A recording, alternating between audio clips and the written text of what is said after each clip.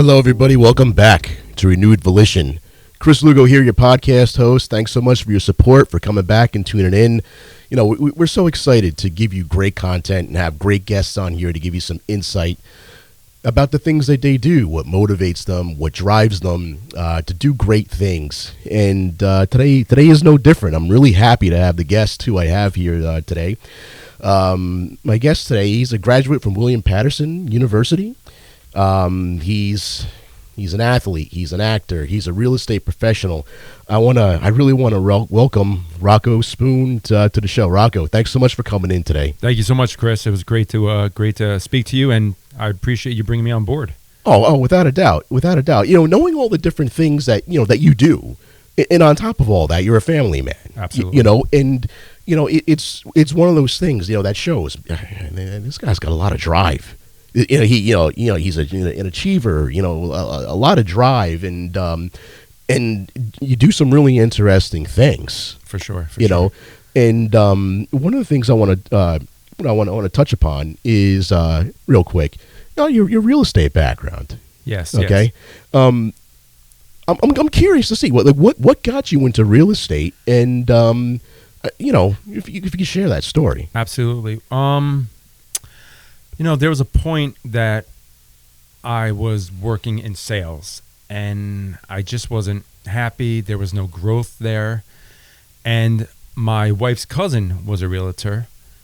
And, we were talking one day, and he says, Rock, why don't you get your license and, come work with me? Yeah. And I thought about it, and it seemed kind of fun. And, I spoke to my parents and my wife about it. And it's not for everybody. And I took the test, and I joined his firm, and I worked with him, and I liked it, and I still like it. I still work there, obviously, in real estate, but I changed firms. But I did it because it's flexible, and everybody thinks like, oh, realtors make so much money, this and that. And you do make money, but when you get that check, you got to pay your office, you got to pay taxes. So it is lucrative, but you have to give so much into that business to be successful.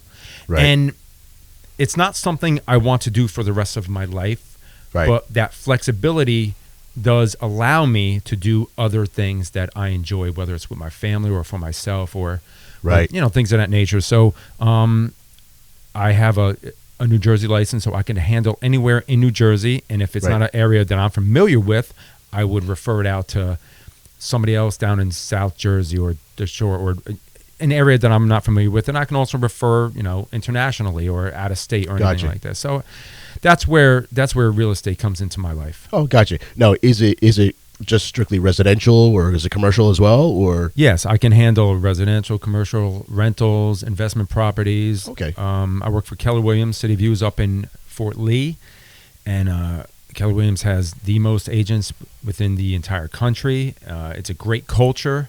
My particular office, I just love it there. Oh, very nice. Very nice. Yeah. So it's one of the things that actually keeps you busy, like you said. And I know when we're talking off camera too, you also participate with triathlons and things like that, so you keep actively, physically fit and active, with those types of things as well. For sure, I do. I've always been active and involved in sports growing up, and right. After college, if you're not going to play semi-pro level of any sport, what do? You get involved with these, with these intramural programs, which is cool. And just when I was in my 30s, 30, 35. I just wanted to do something, and I've always been a runner. Right, right. Every sport you have to run in, but I've always been a sprinter primarily. And I just got involved with a 5K. I did a 5K one day. I remember it was 2009, and in my sales company that I was with, one of our clients was doing sponsoring it, media. Hey, you should come out. So I did the 5K. I was like, oh, that wasn't bad, but I knew I could have done better because I didn't even practice. I didn't stretch. It was a bad day. It was raining. I remember specifically. It was horrible. So I said to myself, well, let me try it again. Let me do another 5K. So I did that. And then, let me try a 10K. Right. And then one thing led to another. Gradually building, I see. Yeah. Exactly. It becomes addictive. And the running community is very welcoming. Everybody wants to help each other, especially on this level. It's, you go to a turkey trot during Thanksgiving or whatever, any type of race, everybody's there to help each other. Nobody's going to, go to the Olympics because of these races, or it's just for fun, and it is for health. And I love that community feeling, but I want it more. Right. I wanted to do something more. So, and at this point in my life, I had my first son, Leo, and I used to run with him. I push him in a stroller, and I used to do races with him. With him? Yep, with him. Oh, that's awesome. It was awesome. Cool. It was hard, but we used to do. And my wife would come, so we used to do a couple of those, and then I started getting into obstacle racing. Obstacle racing, OCRs was up and coming. Tough Mudders, Spartan races, Battle Frogs. It was really fun, and it changed a person's aspect and their perspective on running, because you had to incorporate a lot of different things, not just running. You had to build up a lot of stamina and strength too. Right. And then you learned about how to fuel your body. Yeah. And then I kind of got into triathlons. Like I said, it just started to gain momentum, and I wanted to try everything. I wanted to try everything and conquer everything. I just had that drive I just want to learn more and do more. And I never wanted to be a long distance runner. I never wanted to do a marathon, but I wound up doing 10Ks, half marathons. And then I joined the New York Roadrunner Club, and there's a way to do a marathon. You have to, fill out all these requirements, and you have to volunteer for different races. And I loved it. And I would go into the city to do these races, in the Bronx and Brooklyn, and just all these different smaller races, and it led up to doing a marathon. And I wound up doing a marathon in 2015 and 16, and very nice. It was horrible. I mean, let me take it back. It was a good race. I did it, but the training is just like, on a Sunday, my wife said, "Oh, so hon, what are you doing?" I got to go run 18 miles. So you got to, that's like half my day. So you got to prep, you got to warm up, you got to, run for like 3.5 hours. Then you got to come down, cool down, then you shower. And then so I didn't mind that, but it all leads up to race day, and the emotions when you finish something like that, or finish a big triathlon, or do an Ironman or something like that. I haven't done a full Ironman yet. I will do it one day. My goal is to do a full Ironman by the time I'm 50. There you go. Right, so I always have that goal, something to reach for, something to strive for. Absolutely. And it's really important, because that's probably one area that people tend to neglect the most, is themselves, and their own state of health and well-being. As a matter of fact, there will be a guest who'll be on this podcast, frequently, and that's what she's going to be talking about. She's more of a coach. Oh, wow. On, how to manage your life, nutrition, and stress. Make sure you're sleeping, because it's a huge component of it that a lot of people tend to overlook. They might want to say, hey, I want to do X, Y, and Z. I want to make it to this level of my organization. I want to make sure I want to get that promotion, do this, but they forget about their own overall health and their own well-being. So that's important. That's actually, kudos to you for for taking that on. That's great, actually. Yeah. Well, what I just want to touch on that, and the internal aspect and the internal drive is there, but having children and being a role model and showing them something, making something fun out of it, right, and being there, but also, like you said, being healthy. I want to be healthy as my children grow up, so I can still play sports with them, so I can still go out and run with them. So that was another aspect about integrating what I like to do with what they're doing and bring them along. So when my second son was born, I did the same thing. We got the jogger stroller, and we did a couple 5Ks. My first son, we did some obstacle races together. I mean, he would have to do his own race, but I would be there too, doing mine. And it's when children see their parents doing something, especially if it's something fun and positive, hopefully they will take that on. Because if they see their parents working on a car, they might like that. But if they see their parents like sitting around smoking cigarettes or doing other things, look, there's good habits and bad habits, and good routines and bad routines. And Sure, right. I was so adamant about, and my wife is, we were on the same page about this. We were just adamant about, raising our children with a healthy lifestyle. And it goes back to what you were saying. You have to, if you're not healthy yourself, then it's going to be hard to transition or progress and go forward to do other things that you might want to do. Right. I know. I agree 100%. Kids are going to learn more from their parents than from any other person, like, in their lifetime. Mm-hmm. And you hit on a good point. If you want your kids to do something, if they see the parents doing it, it makes an easier transition for them to pick it up as a good habit. I talk to a lot of people. They'll tell me, like, Chris, your kids are such good readers. I can't get my kid to read. I'm like, well, do they see you doing it? Right? Well, no, I'm not much of a reader. I'm like, look, exactly. You want them to read? Start picking up a book yourself, and have them start to see you do it, because if they don't see you do it, it's hard to expect them to. That's a great example. To pick up something that great they don't see their parents doing. Yeah. So I'm going to cut back to the slides. I know you mentioned your family, and it's a nice family pic you got there, right there on the beach. Yeah. Where was that taken? That was let's see. Gotta think. Give me a second, because we like to go out together as a family and vacation a lot to different beaches, especially in the summertime. My wife is from Cuba. Oh, right. Okay. So she was born there, and she moved here when she was younger. So she is all about the heat. So when it comes to wintertime, every winter she's like, "Oh, we got to move. We got to do something." Yeah, we got to do something. We'll figure something out. But that beach, that might have been, I don't know if that was Cape May. It might have been. It could have been easily like Long Branch or something like that. Oh, okay. Maybe even Florida. That's a great picture. Yeah. It's just I like to look at that sometimes, and just reflect back and say, this is one of my whys.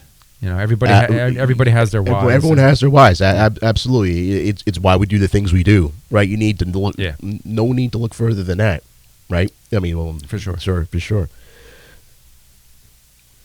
So this is why I'd love to have you on too. Because acting is another part of you in what you do. Yeah.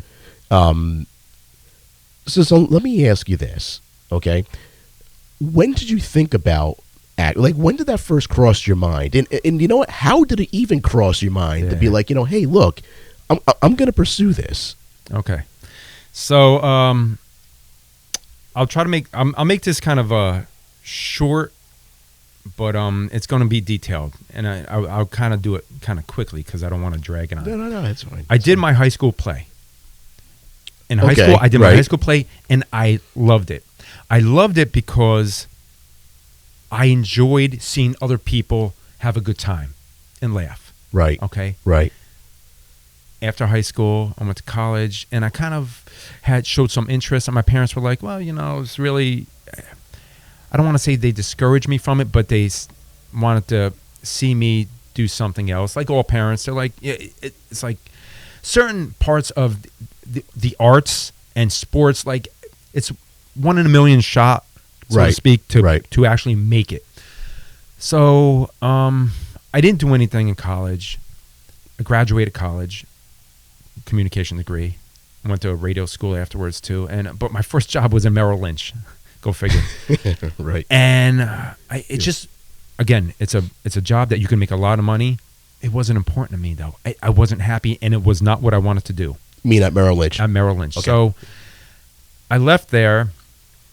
I got a bartending job. Well, actually, I went to bartending school, and I started bartending at around age 25. Okay. At the same time, I got a flyer in the mail from my old college, university, William Patterson, about an audition. I went to the audition. I said, fuck it, let me just go. Let me see what it's like.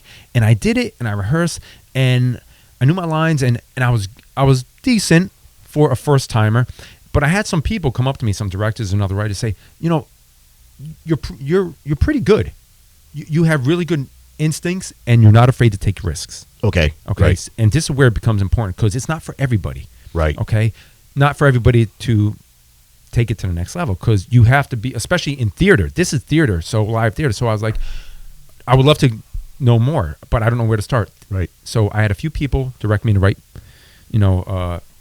the right areas on where to go, start taking classes. So from that point, I just hit both feet running, and I was taking classes nonstop. I was auditioning for plays, any role that I can get. It didn't matter. I just wanted to learn. I felt like I was behind, and I felt like this is. Right. I know it sounds so cliche. I felt like this is my calling. This is what I like to do, and I love doing it, and I'm good at it, and people see it. So I started doing a lot of community theater. Then I started taking classes in New York City, and I went to William Esper Studios. Is a very well-known studio. They learned the Meisner technique, and it's just I was so consumed by it, right? And I couldn't get enough of it, and I loved it. And at this point, I was working. I was bartending a lot in the evenings and on the weekends. I was taking classes when I wasn't bartending, but I also had a full-time sales job, and I had that full-time sales job for about 12 years or so. So, and my wife was on board with it, and she understood. Right. And I think something like that is very important. To get in a field like this, it's very important to have somebody that understands what is involved. Sure. Okay. Sure. It really is, and it can't be taken lightly. Same thing with real estate. In order to be successful, your spouse, your significant other, your family, they have to understand what you have to put yourself through and go through, and the dedication involved to get that sale, to get this. And it is very hard. It is extremely hard to be really successful in that. So acting and real estate are both very flexible. So that's why I enjoy doing both of them right now. So I was really good with the acting, and things were going good. And I said, oh, you know what? Let me get a headshot. So I paid, and I got my first and only professional headshot done. And I got like an infomercial. I sent it out to, and I got paid some decent money for like these couple of these goofy infomercials and stuff. And then I did a little background work on I can't even remember what it was. And then all of a sudden, my wife was pregnant.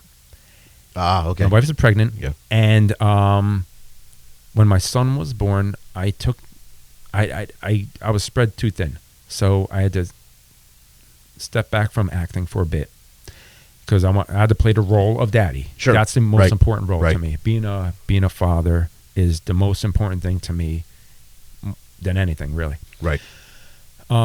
So I took time off, and then for about five or 6 years, and then I got back into it.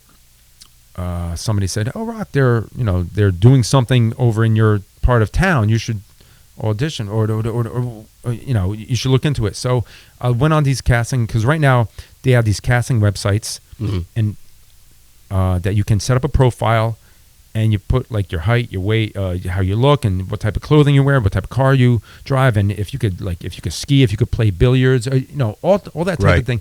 And then what happens is, when audition notices come out, there's a filter, and it comes down, and whatever fits you. Right. Yeah. So that's how it works. So me and my son, we actually auditioned for a role in a video that was directed by a guy at the time, and I wasn't really familiar with him, because I was just trying to go in there like not knowing anything. But Ben Foster, who's an excellent actor, he directed this also. And after the video, and again, I'm just getting into TV and film now, and I wasn't sure how things worked. I got a letter from SAG and AFTRA saying, you've been recorded as principal actors in this, so you are eligible to become a union member. I was like, wow, this is cool. So I didn't do that for So I didn't join for like a year and a half. I just wasn't ready, because I was still trying to make money with the real estate, and I was just doing that for the first few years. So I was in between, and then at this point, and then my second son was born, and it was a lot going on, and it just wasn't ready. And then I got a audition notice for something from The Irishman, the movie The Irishman that came out a couple of years ago. Right. The 3.5-hour movie. It was, Yep. And they said, well, it's your featured role, and it's for 10 days or however many days, but you have to join a union. I was like, you know what, fuck it. Oh, I'm sorry. Am I allowed to curse? Sorry. It's fine. No, it's fine. It's okay. It's fine. So I joined a union, and I worked like 9 or 10 days, and that paid for my union dues to join. And ever since then, I've become more aggressive in this field.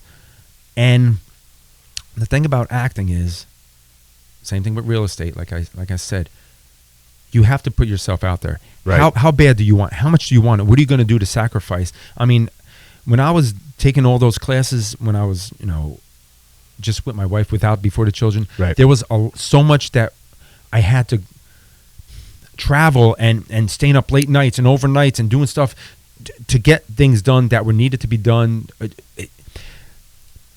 I saw an interview with Tupac. Okay, right. God rest his soul. And he said something about, anybody can act, anybody, it's not that hard and stuff. The roles that he was doing, they were within his wheelhouse. Okay. I'm not taking anything away from him. Right. Okay. He did very well what he did. And, I don't want to be stereotyped in certain roles that I do. So I try to make myself very marketable. So right now, underneath this hat, okay, I have a lot of hair because I just got booked for a role that starts next week and it runs for 6 weeks. And it's a pretty prominent thing. It's pretty cool. So I don't have an agent. I don't have a manager. I book all my own stuff just right now because we were talking earlier. And you have to find somebody that is, whether a manager or agent, that is on the same level as you, that sees your vision, that understands what you're looking for. Right, that's important. So, being an actor and knowing what you want, it takes a lot. It takes a lot of time away from family and friends and parties and this and that. But again, having that support system, letting them know what you're going to be doing for the next, couple weeks or whatever. And it's not like every day. Some days it is. So, but it's always changing. Same thing with real estate. Nothing is set in stone. And until something's signed on a dotted line, you don't know. So that's it. You have to keep driving. You have to drive. And I'm going to repeat, you have to be dedicated enough to take it to that next level. Because so many people say, there's no jobs out there in acting, there's no this and that, because you're not looking hard enough and you're not working hard enough. It's not just going to come in your lap. It's not. Right. It's you have to want it. Gotcha. At 100%. Is there a particular role that stands out with you for being being a gratifying, or maybe one of your favorite situations that you're in when it comes to this? Yeah, well, I'm actually going to go back to the theater and reflect on this. I played the role of Joseph Merrick, who was the Elephant Man. Okay, right. Okay. Yeah. Now, my director, Voltaire Valderrama, he was wonderful in guidance. Mm. And I really wanted to do this role. There was no makeup in this role. It was all about me and contorting your body and slurring. You had to talk a certain way. There was a lot involved. It was very exhausting on the body physically. And I read books on Elephant Man and Merrick, and there was a lot of emotion going into that. And what he went through reminded me of some personal issues with myself and some family members and things, and how he was treated, and it really took a toll on me, and and I understood from an acting perspective what certain people have to go through. When you see actors on film, it looks glorious and gratifying and fun, but there is a lot. I mean, there is a lot that goes into putting on a good performance, and that's why I'm saying Tupac. He just didn't understand. Maybe he didn't have enough time on this earth to really learn and maybe getting a different role. But the roles that I want to do, I want to be challenged. Sure. Real quick, one other thing. It was in class early on, and the instructor gave everybody a character from a play. And my play, my character, I was a street beautifier in France. So what that was, I was homeless, but I loved my little French town, and I took care of it. So I did not shower nor brush my teeth for a week leading up to this, once I was given that for a week, okay, I slept outside on my balcony. Mm-hmm. I jumped around. I rolled right in. I didn't sleep, but I jumped around and I went in dumpsters and stuff looking for things. And I really wanted to encompass the role as much as possible. Now, this is a class. This isn't. I wasn't getting paid for this. Right. But right. when I went to William Esper, my instructor Terry Knickerbocker said that this is something. It's called actor's faith. Some people bring this to the stage, to the theater, to whatever they do. They are 100% committed to the role, and that's what I want to bring when I come to stage. Even if it's a stand-in, like sometimes I'll stand in for another character. A stand-in is somebody that looks just like the principal actor. See, a lot of people don't know what stand-ins do, or they never probably even heard of the position. Right. So what would happen is there's a principal actor, and they need to find somebody that looks like this person, the shape, the height, everything, the facial hair, everything. So when they set up the cameras and the lights and everything, they bring in the stand-in, me, to stand there. And, I have the script, and I go through the whole, I do the whole thing with them and my other co-stand-in, and we do the whole scene or the whole movie. Mm. And so we do that, and then because they're not going to pay like the major actors, like whether it's Oscar. I've done it for Oscar Isaac. I did it for Bruce Springsteen recently. Really? Yeah, that was really cool. He was a really cool guy. So Bruce Springsteen did 4 videos, and I was actually Bruce Springsteen for 4 videos before he came on. So I'm doing the whole thing for his new album. That was an awesome experience.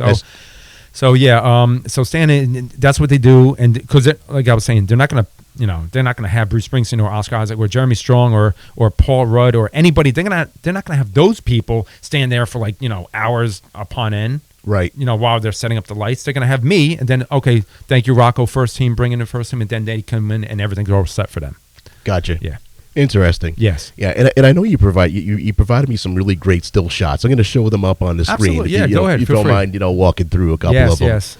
So, what do we got here? Well, that was my latest one. A friend of mine who I've been working with, he has a camera and he's been producing some indie films, and he asked me if I'd like to be an executive producer because he knows how much I'm involved and how dedicated I am. So this is a piece called FBI OG.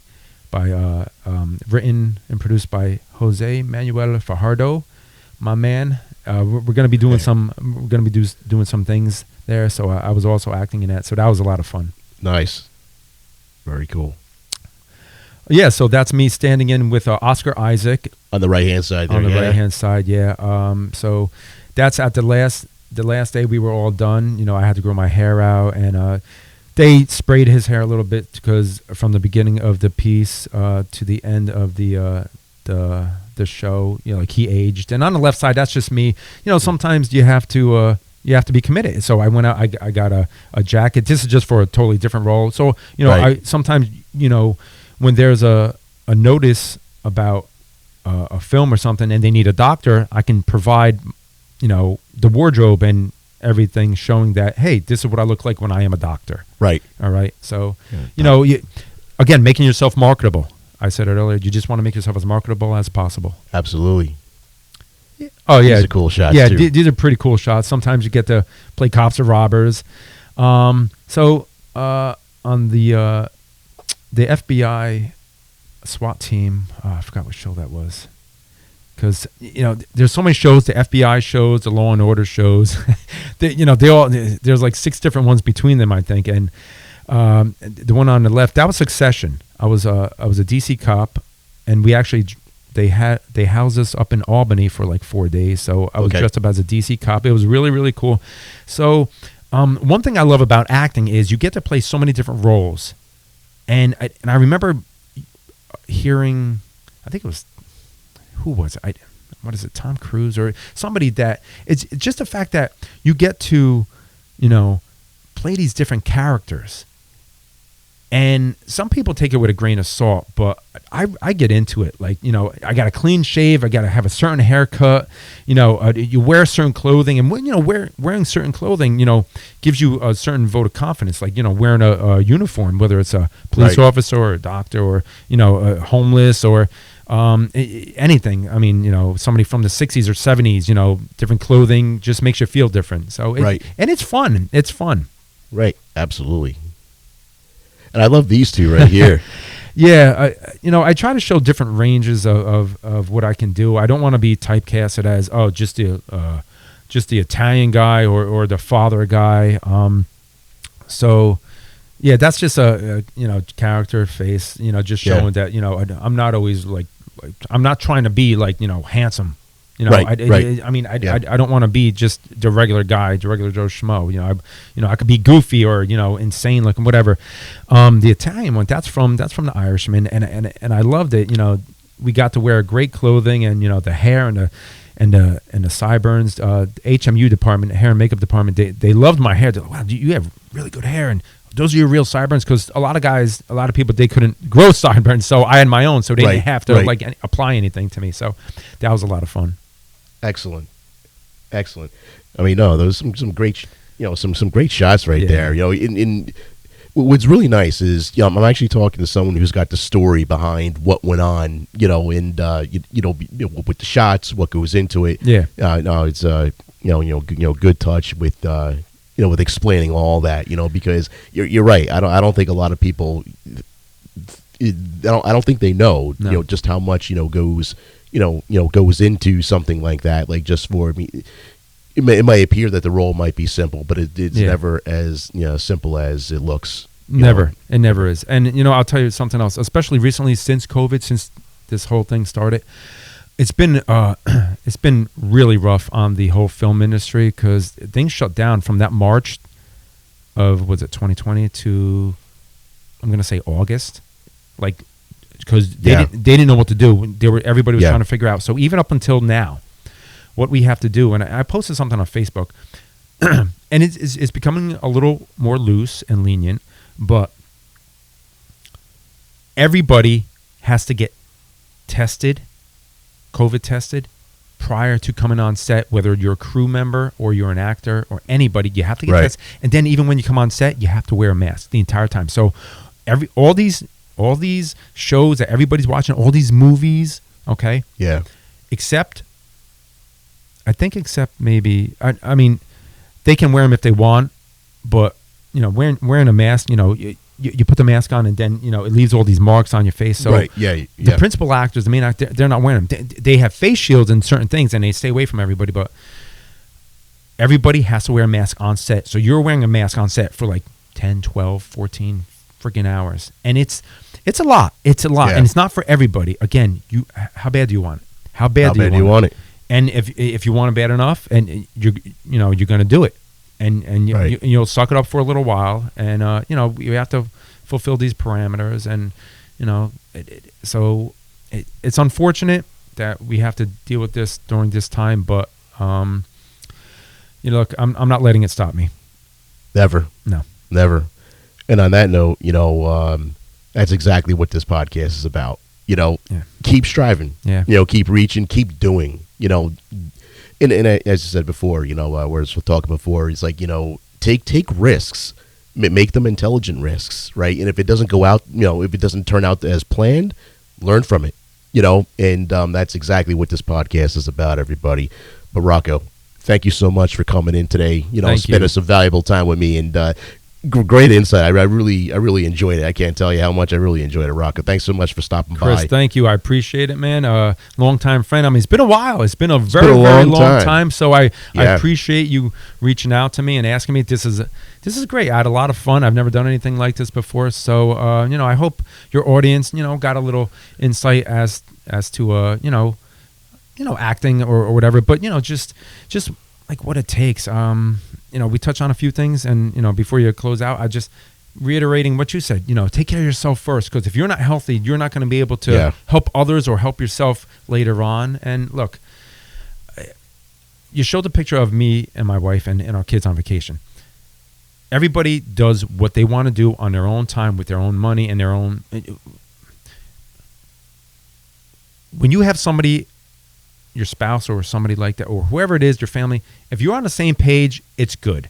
When you're not, and then you're fighting and bickering about certain things, me and my wife, we're on the same page. We know what we want to do now. We want to enjoy life now.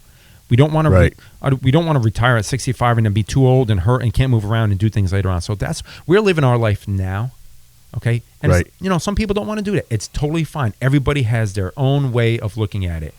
But as long as you're striving and keep pushing forward and believing in what you want and have that support system, great things can be done. I agree. Yeah, man. Well said.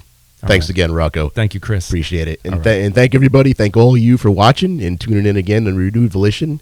Make sure you be on the lookout for the latest podcast posted to the website. Hope everybody is well. And as always, everybody, we'll see you again on the flip side. Everybody take care.